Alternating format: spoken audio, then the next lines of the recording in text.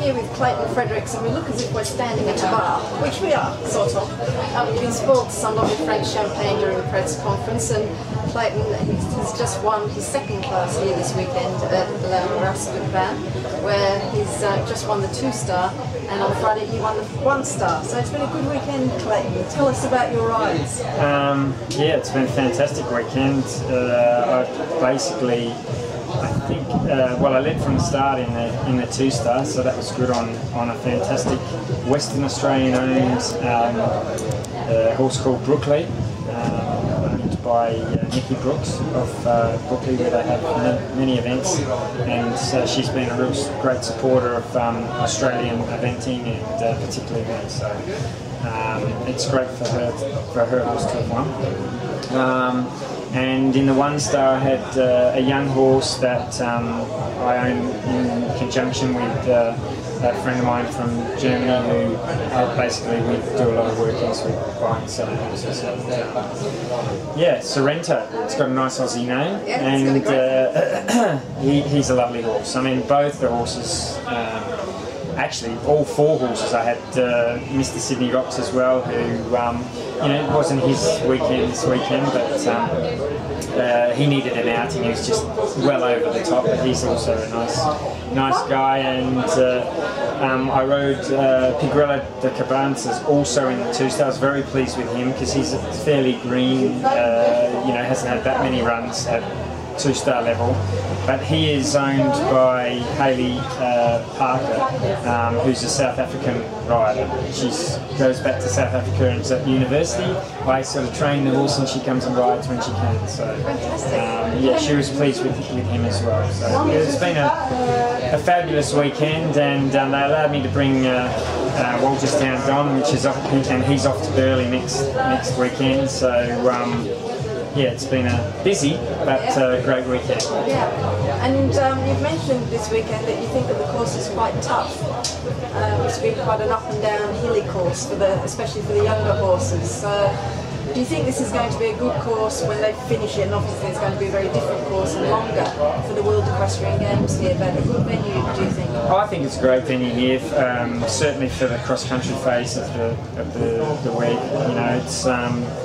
I think, as I said before, that the ground has developed over the years, and they're really treating it with this stone and timber mix, wood chip mix that they're sort of putting through, and the machines that they're using to aerate or aggravate or whatever, and the water and all that. They really got it down to a fine art of producing the ground. And there's a couple of patches still need a little bit of work, but I think by the time they have the week here, I think this ground will be fantastic. And it's a very interesting terrain. You know, you've got the hills and the valley, and you know, quite an amphitheatre here.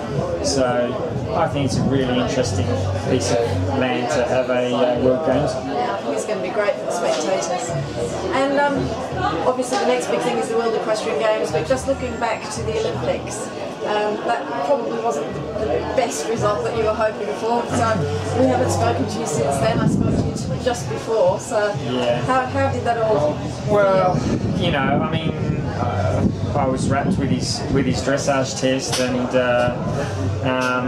you know, up until the drop fence where we came unstuck. You know, he was flying, and we were on our time.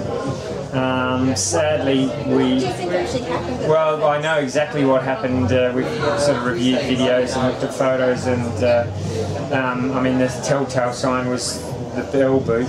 His left hind stud had pierced the right fore bell boot, and for whatever amount of seconds that it took, you know, two legs were connected, and it was enough to just completely take that left hind underneath him and across, and we hit the floor. It was pretty much a freaky thing. I mean, obviously we saw there was quite a few horses slipping on that course, so we did increase the size of our studs. So, you know,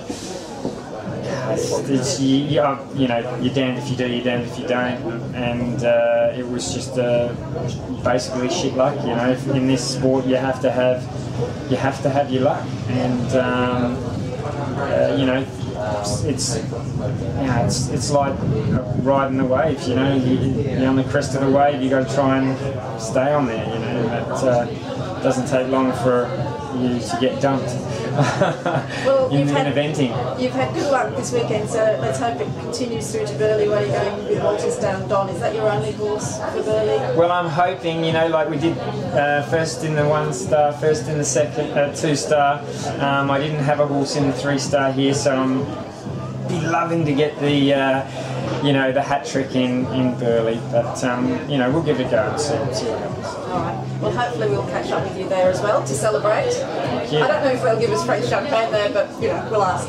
Well, it was nice to hear the Australian national anthem playing a couple of times this weekend, and thanks to you guys for being here following us. It's really good. It's really good to have some Australian press really covering it.